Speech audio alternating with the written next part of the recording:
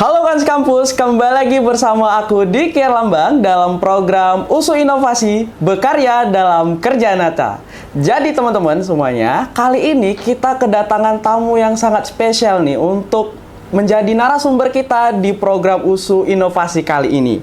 Nah, narasumber kita kali ini adalah seorang mahasiswa dari Fakultas FEB nih teman-teman. Beliau ini dikenal sebagai founder and CEO dari Cekrekbox, yang dimana Cekrekbox itu sendiri adalah sebuah layanan foto booth mobile yang menghadirkan pengalaman foto yang unik dalam berbagai macam acara. Oleh karena itu, langsung aja mari kita sambut, ini dia narasumber kita, Bang Dava Rizky Hervindo. Halo. Halo Bang Dava. Gimana nih kabarnya Bang Dava? Kabarnya baik. Alhamdulillah. Nah jadi Bang Dava, dari episode inovasi kali ini kita akan bincang-bincang nih, mungkin seputar perjalanan inovasi bisnis yang sekarang Abang ampuh ya. Nah mungkin dari awal nanti kita bakal bincang dari ide awal nih. Kenapa sih Abang kepikiran untuk buat Cekrekbox? Kemudian bagaimana sih perkembangan Abang untuk membuat Cekrekbox itu sendiri, dan rintangan apa yang Abang hadapi selama menjalani dari bisnis Cekrekbox itu sendiri ya kan? Apalagi kan Abang katanya masih seorang mahasiswa, tentunya punya berbagai problem lah ya dalam menjalani bisnis yang Abang ampuh sekarang. Baik, Bang Dava, ready? Ready. Oke. Nah, Bang Dava, sebelum kita lanjut ke pembahasan lebih dalam nih, baiknya kita kenalan dulu dong dengan para sobat kampus semuanya. Jadi boleh dong dari Bang Dava perkenalkan profil Abang secara singkat. Boleh. Halo semuanya, nama aku Dava Rizky Hervindo, biasa dipanggil Dava. Aku mahasiswa dari Fakultas Ekonomi dan Bisnis, program studi kewirausahaan. Aku kebetulan masih semester 8 atau angkatan 2022, dan saat ini menjalani beberapa bisnis, dan salah satunya ada Cekrekbox. Oke, berarti Abang udah semester 8 ya? Udah semester 8. Masya Allah, ini udah sangat-sangat sibuk untuk skripsi ya Bang ya? Udah mulai nyusul. Terima kasih ya Bang, udah mulai udah bisa datang buat program inovasi kali ini. Nah, kalau boleh tahu nih Bang, untuk sebagai seorang bisnis nih di bidang Cekrekbox, sebenarnya kalau dari pandangan Abang, Cekrekbox itu sendiri apa sih? Kalau Cekrekbox sendiri itu sebenarnya adalah sebuah bisnis yang aku jalanin. Dia adalah sebuah mesin photo booth yang fully automated. Jadi semuanya otomatis, dari mulai printnya otomatis, QR-nya otomatis, dan kami juga udah bekerja sama lebih dari 100 event di Kota Medan, dan didominasi oleh event yang ada di kampus kita, kampus Universitas Sumatera Utara. Oh, berarti kalau dari ide awalnya itu sendiri sampai tercetus ada ide Cekrekbox itu sendiri dari mana tuh Bang? Apakah memang dari program dari FEB atau memang Abang punya kepikiran sendiri nih ide tersebut gitu? Kalau misalkan ide itu sebenarnya berawal dari, kan aku juga background dari prodi kewirausahaan. Nah, di program studi kami itu sebenarnya dituntut harus ada bisnis. Dari mulai semester 1, aku udah mikir apa yang cocok dibuat. Nah, kebetulan pas semester 3, kami itu himpunan ada trip ke Bandung. Nah, pas trip ke Bandung itu, aku ngelihat banyak di jalan Braga kalau nggak salah. Itu photobox banyak. Nah, pada saat itu aku mikir, di Medan ini kan belum ada. Nah, ini sebagai opportunity bisnis. Aku coba buka di Medan, dan memang banyak ngulik-ngulik di awal. Belum tahu belajarnya mau kemana, banyak belajar dari luar. Nah, dari situ mulai gitu. Oke, berarti masih dari awal banget ya? Iya. Nah, kalau misalnya dari mungkin dari proses awal itu sendiri terbentuk Cekrekbox dari bisnis Abang sendiri, itu tahun berapa tuh Bang? Itu tahun 2023 akhir. 2023 akhir. Nah, semester 3.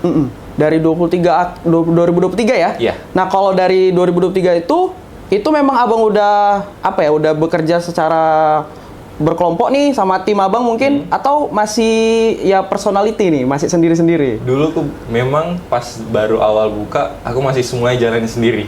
Oh, masih sendiri. Dari mulai procurement, pengadaan, beli ini, beli itu, masang mesin, masang kabel, packing barang, setup barang di event, itu full aku sendiri. Jadi kalau misalkan ada acara, misal baru awal-awal aku ngebangun Cekrekbox itu, contoh acara misal acara FISIP. Acara FISIP juga ada kemarin ngundang dia buat acara di dekat Bang Sumut, itu full aku sendiri. Contoh juga acara di PKKMB FEB.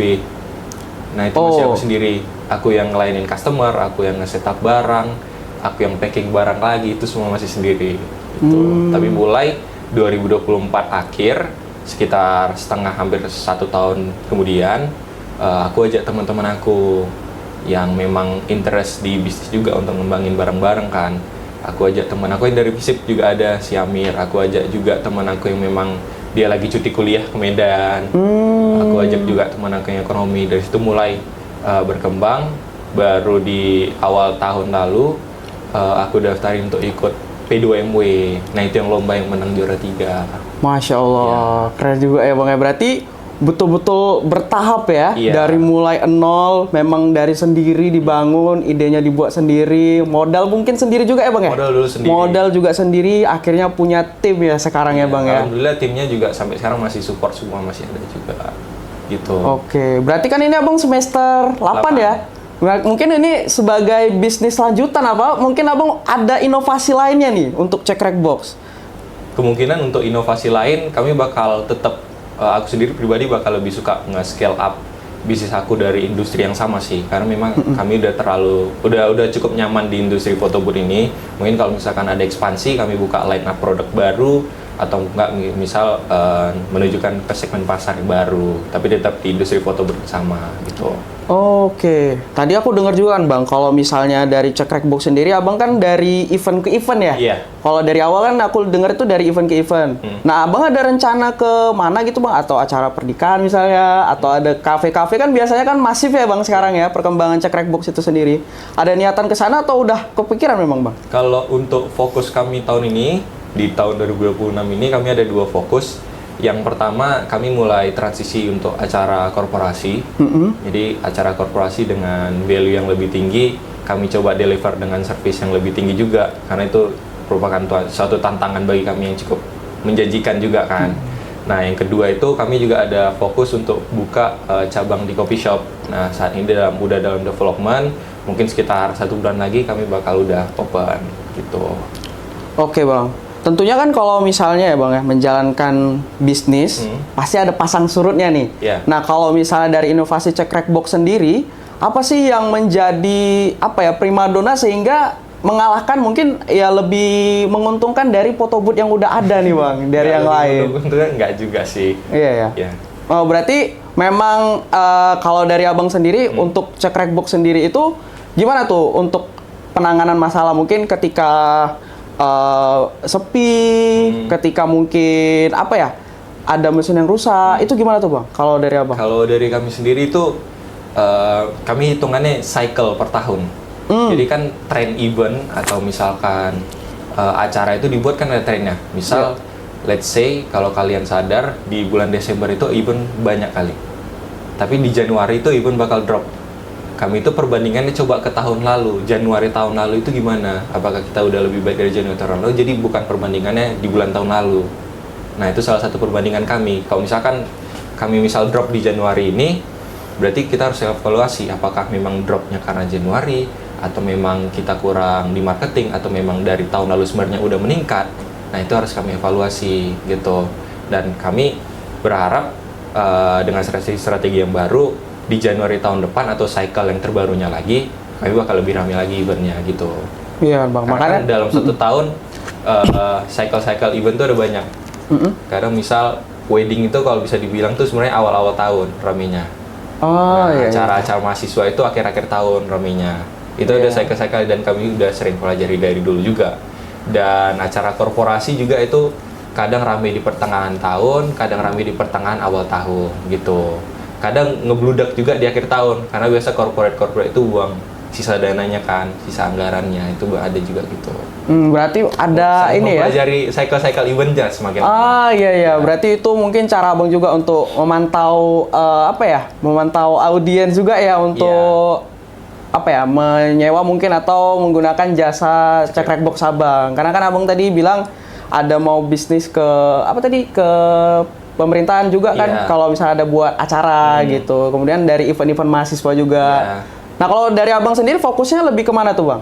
Kalau untuk saat ini kami mulai fokus ke acara korporasi. Jadi corporate sama mahasiswa juga tetap. Mahasiswa juga tetap. Masih tetap.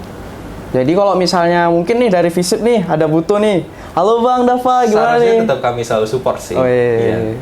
Berarti masih aman lah ya Bang Masih ya, aman. walaupun nanti udah tamat ya. Iya, tetap. Oke. Nah, Bang Dava, mungkin tadi aku kan sedikit udah dengar juga cerita dari mungkin Abang menanggapin masalah yang terjadi. Kira-kira apa sih masalah terbesar Abang dalam menjalani bisnis cekrek box ini? Kalau masalah terbesar, sebenarnya tiap kami ada masalah, kami nggak boleh nganggap itu sebagai masalah sih. Kami harus nganggap itu sebagai tantangan bagi kami kan. Tapi kalau memang selama perjalanan 2,5 tahun ini, bukan masalah, tapi tantangan terbesar itu meyakinkan ke teman-teman tim kalau memang kita tetap bisa sustain dan tetap berkembang. Karena tanpa kita meyakinkan tim-tim kita, mereka bakal merasa Dava aja gini kan, masa kita harus gitu. Nah, kita harus balik, kita harus juga semangatin orang itu, kita tetap bisa maju, tetap bisa makin besar, kita tetap bisa buat mesin baru. Itu yang paling tantangan terbesar sih. Berarti Karena dari kan kita nggak support bisa ya. berjalan sendiri kan, jadi tim itu harus selalu tetap kita support dan tetap kita bersamai lah. Oke, berarti dari komunikasi ya Bang ya, Iya, dari benar. tim ya. Itu yang paling penting mungkin. Oke. Jadi kalau dari Abang sendiri sebagai seorang mahasiswa yang menjalankan bisnis, kira-kira ada nggak Bang gangguan di sana? Karena kan mahasiswa juga kan sibuk kan Bang, dari berbagai event, mungkin dari FEB kan ada event juga, ada tugas kuliah. Kira-kira mengganggu nggak Bang di bisnis? Sejujurnya mengganggu, tapi kita nggak bisa bilang itu mengganggu kan, karena itu memang pilihan yang memang aku pilih di awal untuk bisa buka bisnis sambil juga kuliah. Nah, tantangan terbesarnya itu sebenarnya pas ketika semester 7. Karena kan semester 7 itu posisinya kan masih ada mata kuliah. Iya. Kalau semester 8 ini kan nggak ada mata kuliah lagi kan? Iya, lebih fokus ya. Semester 7 itu mata kuliah. Di situ juga aku jadi ketua himpunan mahasiswa kerosaan. Belum habis masa periodenya. Di situ juga aku jalan cekrek box. Nah, itu rada buyar itu kemarin. Jadi event juga mulai meningkat kan akhir Desember. Kuliah juga mulai tidak terlihat. Walaupun aku tetap masuk, tugas juga aku kerjain walaupun ada bolong-bolong sedikit. Itulah tantangan memang. Tapi di luar dari itu, pas aku udah masuk semester 8, udah mulai lega, aku reflect balik ke belakang, ternyata semuanya ada hikmahnya. Bisnis makin besar, kuliah sebenarnya juga tetap terjalankan, nggak ada yang ngulang, dan juga alhamdulillah sebenarnya itu sebagai pelajaran bagi kita juga sih. Ternyata tetap bisa loh kita sebagai mahasiswa buka bisnis juga sambil berorganisasi juga, itu sebenarnya masih bisa. Tapi balik lagi gimana kita bisa punya tim, bisa delegasi ke tim, bisa tetap koordinasi, komunikasi ke teman-teman di organisasi, juga komunikasi ke dosen juga harus bagus. Dan juga dosen, kami di kuliah kerosaan kan, dosen juga pasti bakal ngerti, mahasiswanya yang kuliah sambil bisnis juga bakal ngerti juga kan. Jadi kita coba kasih pemahaman dan nunjukin memang kami ngejalinnya bisnisnya benar-benar juga gitu loh. Jadi semuanya bisa saling mengerti kan. Iya, berarti harus memang ambil resiko ya Bang ya. Ambil resiko. Namanya juga bisnis kan, apalagi kan ini di luar dari mata kuliah atau ya kuliah yang Abang jalani ya sekarang. Jadi harus bisa balance lah ya antara keduanya. Nah, kalau kita lihat ya Bang ya, fenomena mahasiswa sekarang yang dimana kalau aku lihat sendiri masih ragu-ragu Bang, masih kayak malu-malu dan ragu lah kalau namanya buat bisnis kan Bang. Pasti pikirannya langsung bisa nggak ya, bisa berhasil nggak ya, kalau gagal kayak mana ya. Nah kalau dari Abang sendiri lah, kalau misalnya sebagai seorang mahasiswa untuk bikin inovasi yang baru, itu untuk modal awal itu sebenarnya apa sih Bang? Nah untuk modal awal itu sebenarnya kita modal nggak melulu uang sebenarnya. Modal itu sebenarnya keberanian ngambil resiko sih. Karena kalau masalah uang itu bisa kedua. Ketika kita berkomitmen untuk kita ngambil resiko, iya kita dengan men-spend uang untuk bisnis baru, itu kan juga sebagai resiko yang kita ambil. Terlepas dari bisnis jalan atau enggak. Jadi sebenarnya fun fact, dulu cekrek box dibuka, aku ngabisin semua tabungan aku. Ya, jadi tabungan yang aku kumpulin dari mulai SMA kelas 1, kelas 2, kelas 3, dulu aku beliin emas kan. Baru pas semester 3 itu aku mikir, ini kalau selamanya aku menabung, aku mau jadi apa? Oh iya juga ya Bang ya, benar. Posisi juga masih kuliah kan, jadi skenario terburuknya aku dulu berpikir, ya sebobrok-bobroknya kalau aku habis ini tabungan untuk aku buka cekrek box, aku masih bisa pulang minta makan sama orang tua. Ngobrol-ngobrol kayak pemikiran aku dulu gitu. Jadi kalau pas ngambil resiko, kalau aku ngabisin tabungan, aku udah mikir kayak gitu. Jadi nothing tulus pada saat itu. Itu sih yang penting. Kalau kalian udah berani ambil resiko, kalian ngejalaninnya bagus-bagus, sebenarnya hikmahnya tetap ada dan pengembaliannya pasti juga tetap ada gitu. Oke, Bang. Berarti memang modal awal itu ya harus berani ya, tentunya ya, harus berani dan nggak melulu tentang uang. Nggak melulu tentang uang. Kalau misalkan kalian juga ragu, sebenarnya pakai uang dingin atau enggak pinjam dari teman atau keluarga juga nggak apa-apa. Buka usaha apa aja tetap nggak apa-apa.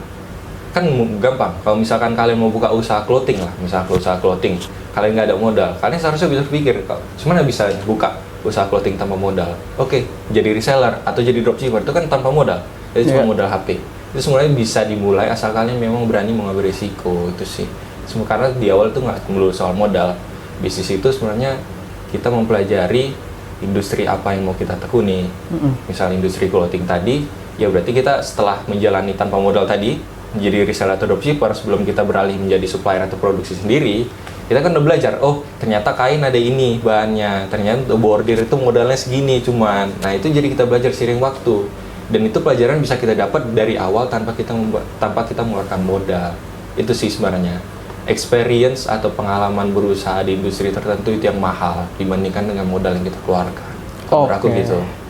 Betul sih, aku setuju sih soal itu, Bang. Nah, terakhir nih Bang Dava, sebelum kita closing, mungkin dari Bang Dava sendiri dengan bisnis yang Abang jalani sekarang dan mungkin setelah selesai kuliah Abang juga nih ya, apa sih harapan buat diri Abang sendiri juga ke depannya dan kira-kira rencana apa yang bakal Abang jalani nih di bisnis Cekrek Box sendiri? Apakah bakal ada bisnis lain juga atau memang lebih menekuni sini tapi buka cabang yang lebih besar nih? Kira-kira gimana tuh Bang Dava? Kalau untuk rencana ke depan, kemungkinan besar Cekrek Box bakal yang pastinya ekspansi. Ekspansi, kami juga udah open service keluar Medan. Jadi kami kemarin ada terima service dari Danau Toba, dari Samosir, itu kami terima servis. Jadi sekeliling Sumatera Utara kami udah mulai terima servis, logistiknya udah oke. Terus yang kedua, kami juga yang tadi bilang, kami bakal buat photo box yang ada di coffee shop di Medan. Jadi kalian tungguin aja, atau kalian ada rekomendasi coffee shop yang mungkin belum ada photo box di Medan, bisa kabarin ke kami. Dan memang potensial bisa kabarin ke kami, atau kalian mau pengajuan kerjasama juga bisa kabarin kami. Terus yang pasti terakhir kami bakal buat scale up ke beberapa line up produk yang baru. Jadi misal tadi yang demand 360 lebih besar, kami bakal coba ekspansi ke sana.